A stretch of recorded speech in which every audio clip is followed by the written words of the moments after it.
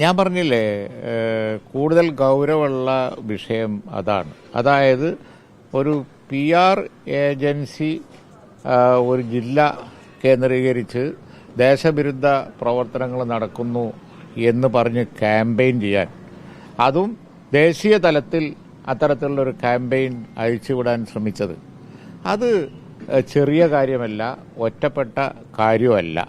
കാരണം അത് മുഖ്യമന്ത്രിയുടെ പേരിലാണ് എന്നുള്ളത് അതിൻ്റെ ഗൗരവം വർദ്ധിപ്പിക്കുന്നു.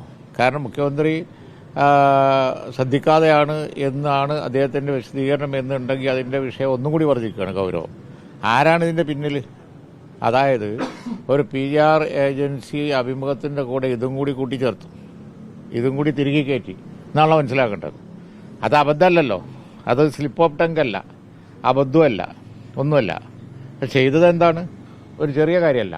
ചെയ്തത് എന്ന് പറയുന്നത് ആ ജില്ല കേന്ദ്രീകരിച്ച് സ്വർണം വരുന്നുണ്ട് വലിയ തോതിൽ, വലിയ തോതിൽ അത് പിടിക്കപ്പെടുന്നുണ്ട്. അത്രയും പറഞ്ഞു നിർത്തിയിരുന്നെങ്കിലും മനസ്സിലാക്കാം. കുറേ കസ്റ്റംസ് കേസാണ് ഉണ്ട്. അപ്പം അതിന് പറഞ്ഞ പോലെ ഒരു ജില്ലയിലേക്ക് മാത്രം വരുന്ന അല്ല, ഒരു എയർപോർട്ടാണ്, അവിടെ പല ഭാഗത്തേക്കും വരും എന്നൊക്കെ പറഞ്ഞ് വിശദീകരണം പറഞ്ഞ് താൻ ഇവിടെ ചർച്ച ചെയ്തുകൊണ്ടിരുന്നതാണ്. അടുത്ത സെന്റൻസ് ആണ് വളരെ പ്രയാസം ഉണ്ടാക്കുന്നത്. അടുത്ത സെന്റൻസ് എന്ന് പറഞ്ഞാൽ ആ പണം ദേശവിരുദ്ധ പ്രവർത്തനങ്ങൾക്ക് പോകുന്നു എന്നുകൂടി ഈ PR ഏജൻസി ആണ് എങ്കിൽ PR ഏജൻസി അതിൻ്റെ കൂടെ കയറ്റി. അത് വലിയ ഗൗരവമുള്ള വിഷയമാണ്. കാരണം രാഹുൽ ഗാന്ധി അടിക്കടി പറഞ്ഞുകൊണ്ട് ഇരിക്കുന്നതാണ്, it is PR agency. Rahul ഗാന്ധിന്റെ സ്ഥിരം പ്രയോഗമാണത്. It is the PR agency who is doing the work now, it's not political leaders. അദ്ദേഹം പാർലമെന്റ് പറഞ്ഞതാണ്. അതുപോലെ തന്നെ അദ്ദേഹം പ്രസംഗത്തിൽ എപ്പോഴും ആവർത്തിച്ചുകൊണ്ടിരിക്കുന്നതാണ്. ദേശീയ തലത്തിലുള്ള ഒട്ടേറെ നാഷണൽ ചാനലുകളുണ്ടല്ലോ, നിങ്ങൾക്കൊക്കെ അറിയാം. ഈ ചാനലുകളുടെ സ്ഥിരം പരിപാടി എന്താണ് എന്നുള്ളത് നമുക്കറിയാം. ചാനലിൽ നടക്കുന്ന ചർച്ചകളുടെ രൂപം, അതുപോലെ തന്നെ ആ ചാനലിൽ വരുന്ന ന്യൂസുകളുടെ രൂപം വർഗീയതയാണ്. നമ്മൾ മലയാളികൾ കേട്ടാൽ ഞെട്ടിപ്പോകുന്ന തരത്തിലുള്ള ഉഗ്രൻ പച്ചവർഗീയതകൾ ഈ നാഷണൽ ചാനലുകളിലൊക്കെ അവർ കൈകാര്യം ചെയ്തുകൊണ്ടിരിക്കുകയാണ്. പിന്നെ അവരിങ്ങനെ പറഞ്ഞുകൊണ്ടിരിക്കുകയാണ് ഈ നാഷണൽ ചാനലുകൾ.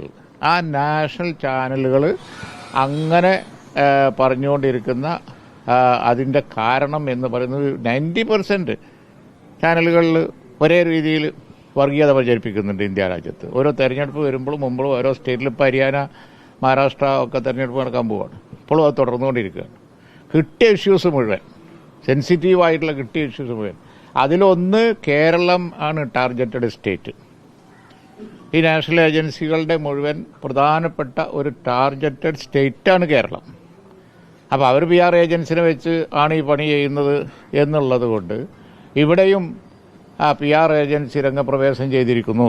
നല്ല ഒരു ഉഗ്രൻ ബോംബുമായി ദേശവിരുദ്ധ പ്രവർത്തനങ്ങൾക്ക് വേണ്ടി ഫണ്ട് കണ്ടെത്തുന്നത് ഈ മാർഗത്തിലാണ്.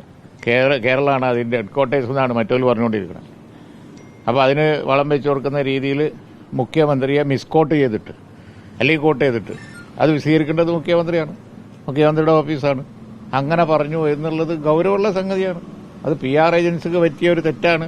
ഒരു ചെറിയ അവിടെ കൊണ്ട് അത് അവസാനിക്കൂല. കാരണം വെച്ചാൽ നാഷണൽ ചാനലുകളും അതുപോലെ തന്നെ നാഷണൽ ലെവലിലുള്ള ഈ കമ്മ്യൂണൽ പ്രചരണത്തിന്റെ വക്താക്കളും ഇത് കൊണ്ടു നടക്കും. ഈവൺ ഇപ്പോൾ നടക്കാൻ പോകുന്ന സ്റ്റേറ്റ് ഇലക്ഷനിൽ വരെ അവരത് ഉപയോഗിക്കും, ഉറപ്പാണ്. ഒന്നുമില്ലെങ്കിൽ തന്നെ ഉപയോഗിക്കും, പിന്നെയാണോ കിട്ടുമ്പോൾ.